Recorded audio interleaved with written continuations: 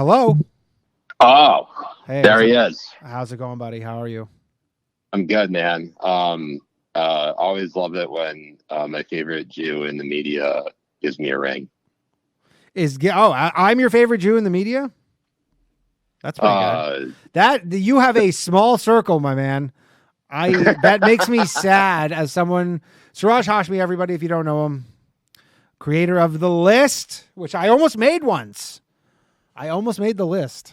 Do you remember what it was? Because I certainly don't. Oh, fuck yeah, I do remember. It was right when we had met. I did your podcast. Me and Ryan did your podcast the week before. And then Cuties was out, and I made that fake T-shirt that I watched Cuties, and all I got was this lousy erection. And then it went like super viral. People thinking because people thought I was actually selling that T-shirt. Like it was because I said like I'm selling this T-shirt, and people thought it was real. I'm selling this T-shirt. Yeah, and then I got tagged for your list so many times, and then you were like, I don't know if I could put you on the list. Yeah, it's a little too fresh. I knew right out the gate. I was like, it's Danny. I can't list that. Yeah. Those are usually the best ones, though. When you legitimately can't tell if someone's joking or trolling or not. Well, dude, I had the amount of people who I just had in my I remember I've never even when I had like the viral I had that Twitter employee video where I had like 2 million views on it or whatever, and my Tony Fernandez, right? And my Twitter was kind of going pretty fast, like your notifications. But the Cuties thing, I had never seen it. It looked like the Wheel of Fortune wheel. The speed at which my notifications were going, it was just like so fast. People were so mad. Were you verified at that time, Danny? I was, and that was another thing too. And the problem was, so people they see that, and then because we're talking, this is a conspiracy episode, and this is a perfect segue into this. But so people saw. They go a verified Hollywood, because they don't know, right? They just see a blue check, which. Right. I don't want to tell people how the sausage is made, but I got a blue check on Twitter like 6 years ago when all you had to do, there was a button on Twitter that said submit verification request. I had like 5 IMDb credits from Canada. I sent them a photo of my license, and then they just verified me. Like that was it. They just go, yes, you are who you say you are. But then Trump showed up and all the bots and the Russian collusion nonsense, and then they're like, yeah, we're shutting this whole program down. But anyways, I remember that. I got in before they all did too. Exactly, right? But so people see, they go, blue check, this guy's like talking like he's selling this shirt about Cuties, and then they start Googling my name, and there's like a few times where I said that I was Jewish, and then they go, of course he is. One of my favorite things is actually happened today in relation to having a blue check on Instagram of all places. Sagar and Jetty from Breaking Points. Of course, yeah. Yeah, so he posted like one of those videos of Discovery Channel showing like if the largest asteroid in the solar system crashed into Earth and what would happen. And I just commented Biden's America, shaking my head. And of course, there's just one person who's like, "How the hell did you get a blue check? Like, how do you think you're important?" Like, buddy, I don't even know how I got this blue check. Yeah, again, that's another thing. People are like, "Oh, blue check, that's so crazy." You're like it's not. Like I got my Instagram blue check mark because they like 4 years ago they go, we're going to allow people, because forever nobody knew how you got them. You just woke up one day and you had one, and then they were like, hey, we're going to let you apply for it. And I just applied for it, and then 24 hours later they go, here you go. And I go, all right. People think it's important. It's not, but yeah, it really is. It's a gift and a curse. Yeah. Because people think you're a globalist, which you're a 50% globalist. Who, me? Yes. Yes, by marriage. I'm 100% 50% globalist. You're 100% 50% globalist. So, Siraj, you are a well-versed man. What is your... Because we were talking earlier about conspiracies, and you go, basically all your conspiracies are the ones that get me kicked off of YouTube. Mm-hmm. Yes, but not Rumble. We can say whatever we want over on Rumble, because Rumble is the true free speech platform. And shout out to people who are watching on Rumble. I hope they call in. Do you have any good... Do you know... Okay, first question. Do you know who Peter Schickley is? So I looked him up. PDQ Bach. Yeah. I actually have not ever heard of his. I may have heard of his stuff, but I don't know off the top of my head.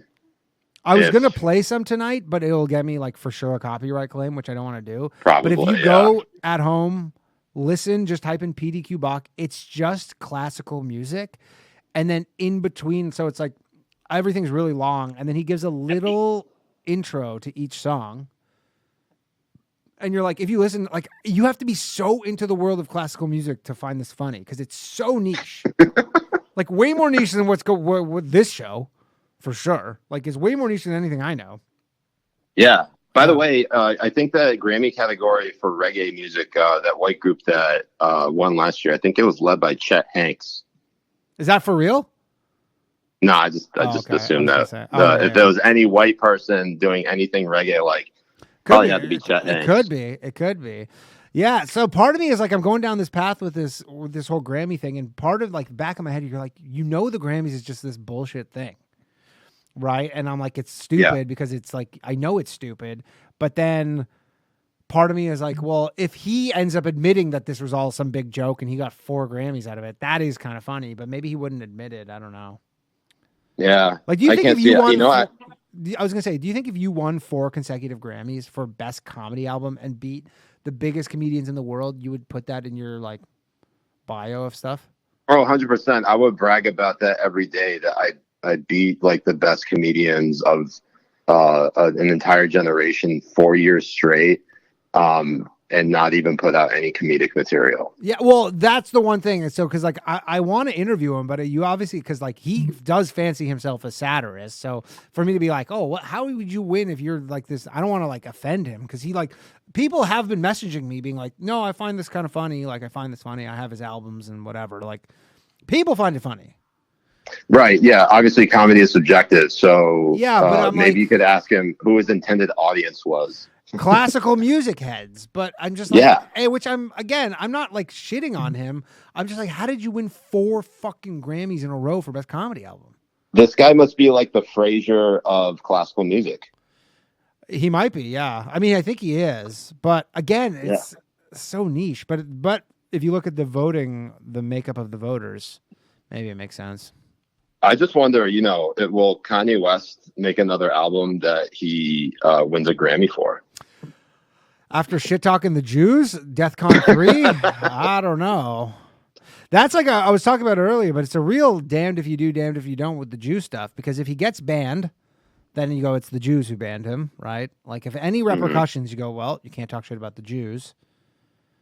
So I don't know. Well, it kind of forces the Jews' hands. Well, like, I mean, you as a Jew, like, do you take offense to his comments? No. I just go, no. But I could. I mean, you're also a comedian. I will say this is, I'm also a comedian, but I'm certain that, he goes, I'm going DEFCON 3 on the Jews. I live in Williamsburg, Brooklyn. Like, you could see some, crazy Kanye West sycophants saying, hey, I don't know what DEFCON 3 means, but I'm going to go punch a Jew. And they stand out where I live. They're not inconspicuous. So... yeah, I don't know. Well, I mean, not that he shouldn't get kicked off of Twitter, but I'm just saying maybe. I gotta say, speaking of a number of conspiracies that involve Jews, the whole idea that they control the weather might be one of my favorites. That is a good one. So what I have to ask you, Danny, is why did you send a hurricane bolting towards my house in Florida with Hurricane Ian? But the thing is, the reason is because I was shorting the insurance companies. So I bet against all the insurance companies. And so then what I do is we send these weather systems to create a lot of damage, right? And then they have to pay up and their stock price goes down. And then I just make money on the difference. Well, I mean, as they say, don't hate the player, hate the game. Correct. So, I will say, though, and this is somewhat of a new conspiracy theory, and I don't know if I could say it's really conspiracy theory because, I mean, is it really conspiracy if it's real? No, well, that's the problem because conspiracy has become a dirty word, right? Right, it does. But I think they're, say, for example, this whole Hurricane Ian saga and how there were so many different models of where it could potentially head, whether it was like, northern Florida versus southwestern Florida. It was kind of fascinating to see how the media was reporting on it because Which media? the corporate media. Oh, gotcha. All right, what media did you think I was talking about? The same media that controls the weather. Oh, that media. Yeah. Oh. No, I was talking about how the corporate media probably, if anything, created a sort of a echo chamber of confusion for the masses in Florida, to try to basically get people to evacuate to parts where they knew the storm was going to hit. So, say, for example, they said that the storm was heading directly for Tampa.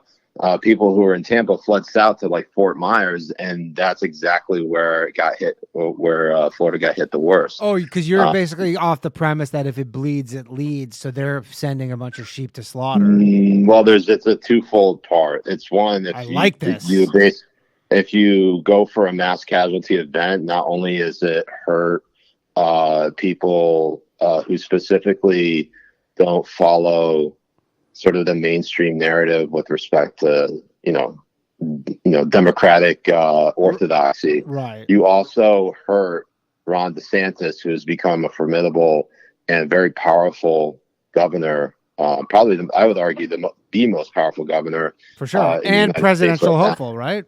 Yeah. And so you get a mass casualty event and make it so that the one thing that DeSantis can't do is basically protect his own people. I think you're basically that's two birds with one stone. This is an excellent conspiracy theory, Siraj. I love this. It's not a conspiracy; it's real. It is real. Well, I guess the problem is now you have to prove it. It's only a theory until you can prove it, right? That's I guess that's true. That is the nature of these things, because you could be completely right. And then if enough people have all this plausible deniability, and they say, I don't know, maybe. That's true. I mean, you don't fully know. You can't fully know or expect where these storms are going to hit. But I think it's very critical to go back and see how reporting was done on the, looming Hurricane Ian and where it was going to hit. That's interesting. This is actually the first I've heard this theory, but it makes complete sense because that the heads of every, MSNBC, CNN, all these things, the last thing they want is DeSantis in power. And it's not out of the realm for them to go do stuff like this to make sure that it doesn't happen, right? Yeah. But also, just kind of following up on your point about Ye, or Kanye West, as I also have come to know him. I mean, obviously, some of the stuff that he says is malicious and actually hurts people. And obviously, just like the storm. And to your point, are you talking about when he talked shit about George Bush? that was interesting too, because we all remember that this kind of evolution that Kanye has had over the course of his career, from going from like full-time Bush hater to basically big-time fan of Trump to Christian on Tucker Carlson. He's really just running the gamut of everything. I mean, anti-Semitism obviously is a real problem, and it's definitely a possibility that Kanye's comments could be used to justify violence against Jews, which would be a huge disappointment to me as a rap fan and the owner of Yeezys. And specifically the owner of Yeezys. I know that a lot of people are throwing out their Yeezys and like broadcasting on social media. Like they're doing like with the Kaepernick stuff.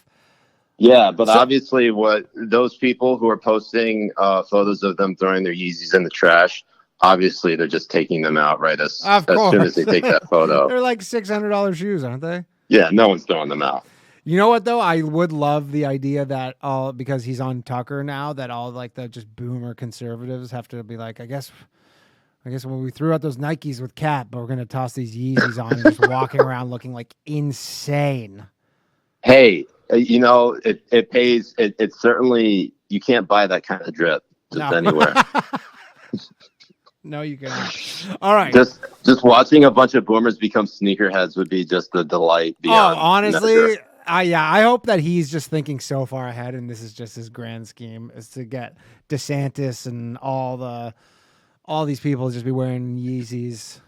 Also, it would help me out as a Yeezy owner to not to see like Adidas drop Kanye West, but to have boomers start buying a bunch of Yeezys.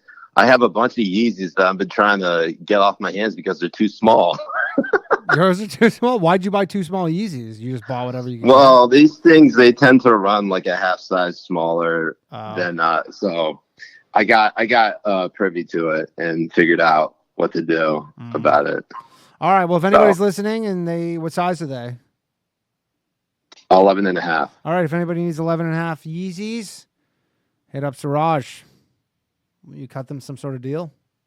Yeah. I'd be how willing much do they go for? So they'd probably be, since they run like a half size smaller, I would say that if your normal shoe size is 11, then these shoes are right for you. Nice. Okay. I've never had a pair of Yeezys. How much are they? Yeah, that's because your shoe size is what, 4? What? I wear a 12. Not well, Danny. I'm not your real life. A 12 Canadian. You are basically the anti-Hobbit. How much are Yeezys? They're like $600. Is that right? Nah, they retail for like $220. How much? But resale can go really high. Oh, okay, $220. Oh, okay, that's reasonable. You know what? I've had disdain for Yeezy wearers because I always see them. I go, you spent $600 on those, but if they're not that, then that's fine. That's a little. More, Danny, real quick. Yes. Because you and I meant to talk about like comedy and stand up. You didn't talk me out of doing any stand up comedy. I still want to do that. Okay. I mean, so Siraj, funny enough, so we have I do a Patreon show after this. And we have a guy, the Goob is his name in the chat, and he's been sending in for the Patreon episode because it's kind of like a bit of a hang. It's a loose thing, and we talk about shit. But he's been sending in his clips of stand-up, and I've been kind of just like helping him out with his stand-up. And honestly, in 2 weeks, I have got him 100% better at stand-up comedy. That's great. Yeah. I'll definitely check that out. Yeah. But anyways, yeah, if you want to do stand-up, I mean, for someone like you who has like quite a high profile online on Twitter and all over, it makes sense for you to do it because I'm sure people would love to like see you live, right? Like, and that's kind of the thing you would do besides like a meet and greet handshake kind of thing. That's why people so often do stand-up. Well, I appreciate that, sir. Yeah, so you should get out there. But do you have a good scene around you? That's the main issue, is that you can't really substitute for stage time. Right. So you got to go out there, and I'm sure your wife is not going to love that. Well, probably not, but no. I've always liked to put myself in the line of fire. Yeah. And she doesn't love a lot of what I do. So there you go. Then this is just more of the same. All right, Siraj, thank you for calling in. I appreciate it. That was a great conspiracy, by the way. I love that shit. That was a good one. Oh, good. I'm glad. All right, Danny. All right, talk soon. Later, bye.